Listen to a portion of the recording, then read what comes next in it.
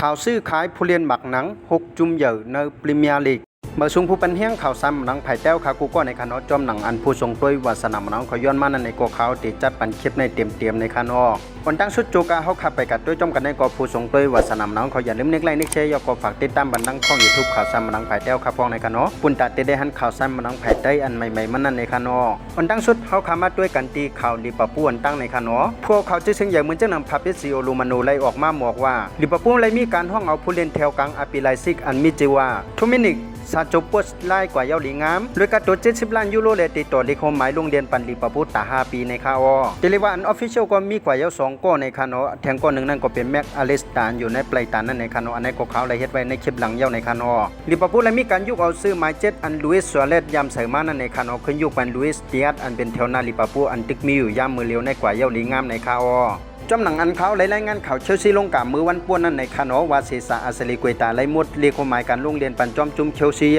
เมื่อวานในกอพาเปซิโอโรมานูไล่ออกมารายงานวาเซซาอาเซลิกวยตาไล่ค่ายกายอยู่ในอัตเลติโกมาเทสเยาหลีงามในคาอพวกเขาชื่อเสียงใหญ่เหมือนเจ้าหนังพาเปซิโอโรมานูไล่ออกมาบอกว่ามันอยู่ในห้องเอาผู้เล่นแถวกลางเชลซีอันมีชื่อว่ามิสันเมากว่าเยาหลีงามโดยการตัวตั้งเซ็นทั้งหมดก็เป็น60 ล้านปอนด์ในคานอก็ติดเตรียมเด็กความหมายโรงเรียนปันแมนเชสเตอร์ยูไนเต็ดตา6 ปีในคาอมาอยู่สนใจแถวหน้าอัตแลนตาที่มีชื่อว่าลามอดฮอยลุนพาเปซิโอโรมานูไล่ออกมาบอกว่ามันอยู่และมีการยืนเสื้อยอปอก135 ล้านปอนด์กวยการอัตแลนตานั้นเลยตั้งการตัวเอาไว้55 ถึง 60 ล้านปอนด์เลยเขาคำมาไปตัวจอมกันว่ามันอยู่นั่นจองได้เสื้อเอาในคานอตาเบตติเกียผู้ไปกู้ของแมนเชสเตอร์ยูไนเต็ดเลยหมดดิโคมหมายการโรงเรียนปันมันอยู่เย้าลงตั้งมันก็ย้อนว่าติเกียในเลยครับเงินการจ้างทีมแมนเชสเตอร์ยูไนเต็ดนั้น300,000 ปอนด์ต่อ1 ปัดอันนั้นก็ห้องวัน1 อาทิตย์ในคานอกวยนั้นได้ดิโคมหมายเมื่ออันแมนเชสเตอร์ยูไนเต็ดยืนปันติเกียนั้นเขาลดการจ้างลงมาเกินเดือน150,000 ปอนด์ต่อ1 ปัดอันนั้นก็1 อาทิตย์แล้วเฮ็ดให้ติเกียนั้นอำพร้อมปุ่นตาเตลงลายมือปันทีมแมนเชสเตอร์ยูไนเต็ดในคาอเฮ็ดให้ตัวเขานั้นตกเป็นฟรีเอเจนต์เย้าก็หลู่มุงมองไปจุ่มเตียนสนใจเลยมาห้องเขากว่าเย้าในคานอเส้นทางการโรงเรียนปันแมนเชสเตอร์ยูไนเต็ด13 ปีนั่นก็เตเลว่าเป้ามาอยู่นั่นออกมันกะแทนกอกซูตั้งนำตั้งหลายเป็นอันที่เฮาคาผู้ปันแห้งนั้นสิไลเขาอยู่อำเอและก้อยกาอำเลยเจ้าของจุมันก็เต็บตัดในคานอเมื่อเร็วในก็มาอยู่ไล่ซอกหัดตัวเตียนบนตาติมาปุติเขาเย้าในคานอมีข่าวว่าคาไลเจ้าโกอินตามิลานอันมีชื่อว่าอันเตรโอนานาในคานอเฮาคามาไปตัวจอมกันว่ากำเนิดซุญญจ่องเขาเตียวมาไล่ในคานอมาอยู่และมีการยุกเอาซื้อมา7อันคริสเตียโนโรนาตัวยามใส่มาและติเป็ดไปคำยามใส่มานั้นยุกปันเกรียฮันโตกานาโชอันเป็นแถวหน้าของมาอยู่อันตึกมีอยู่เมื่อเร็วในกว่าเย้าหลีงามในคาอ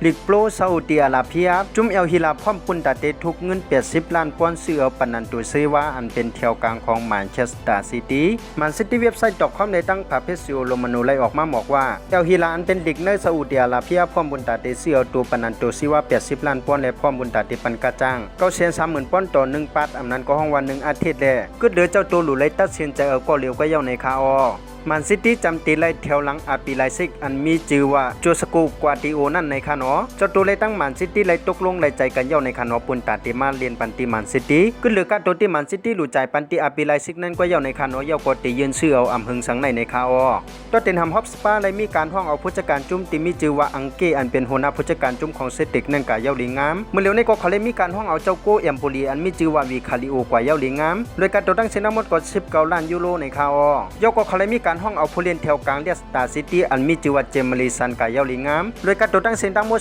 40 ล้านปอนด์ในคานอขึ้นหรือการเจ็ดตัวเลยเตรียมด้วยความหมายโรงเรียนปันสปาก็เยาในคาอแถมเข้าไปเลยผู้เล่นฟรีเอเจนต์รวยอ่ำเซงเงินอันเป็นแถวกลางของสตาร์ตูเน็ตอันมีชื่อว่าโซโลมอนอันถูกฟูอัมฮิมาเรียนมือปีป้วนนั่นในคาอกวยการสปาจำได้ซุ้มผู้เล่นแถวหน้าอันมีชื่อว่าเฮลิเคนก็เสือข่าวสกัดจำมันนี้เลยตั้งพาเพซิโอโรมาโนเลยออกมาบอกว่าปัญญามิวเนตสนใจปวนตาเตซื้อตัวเฮลิเคนเยาก็ตียืนซื้ออ่ำหึงสังในคาอเขาคำว่าติดตามได้ไปด้วยกว่าจำกันว่าจอมมันเตเกิดขึ้นในคานออาร์เซนอลและมีการห้องเอาผู้เล่นแถวกลางของเวสต์แฮมยูไนเต็ดอันมีชื่อว่าติกันไรกับเยาหลีงามโดยการตัวตั้งเส้นทั้งหมด1 บักไป5 ล้านปอนด์ได้เป็นผู้เล่นเจ้าอิงกลันอันกาเลเซเปิลเป็นก๊อตที่2ในคาอโดยก๊อตที่1นั่นก็เป็นจุดเบลลินฮัมอันเป็นผู้เล่นของดอร์ทมุนด์นั่นในคานอใครเข้ากับอยู่ในเรียมาเทิด1 บักไป17 ล้านปอนด์โดยก๊อตที่2นั่นก็เป็นติกันไรในคาเลโนอันเป็นผู้เล่นของเวสต์แฮมยูไนเต็ดเข้ากับอยู่ในอาร์เซนอล1 บักไป5 ล้านปอนด์โดยก๊อตที่3นั่นก็เป็นแจ็คกิลิกอันเป็นผู้เล่นของเอสตันวิลล่าในคานอที่ค่ายเข้ากับอยู่ในแมนเชสเตอร์ซิตี้กาโต1 บักล้านปอนด์พาเปซิโอโรมานูไล่ออกมาคอนเพิ่มเยาว่าอาร์เซนอลและมีการห้องเอาผู้เล่นแถวหลังเอเจ็ดอันมีชื่อว่าจูเลียนทิมปากว่าเยาหลีงาม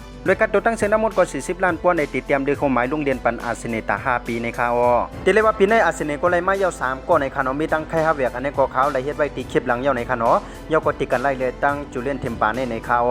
กำแนวคำมาเตอร์กันที่ข่าวออกอาเซเนกันพอในคานอข่าวออกอาเซเนก็เป็นคณิชาการในคานอก็ไข่เข้ากันอยู่ในลิปากูซินอันเป็นหลีกในจำมันปุนตลิกาด้วยค่าตัว21.5ล้านป้อนในคาอ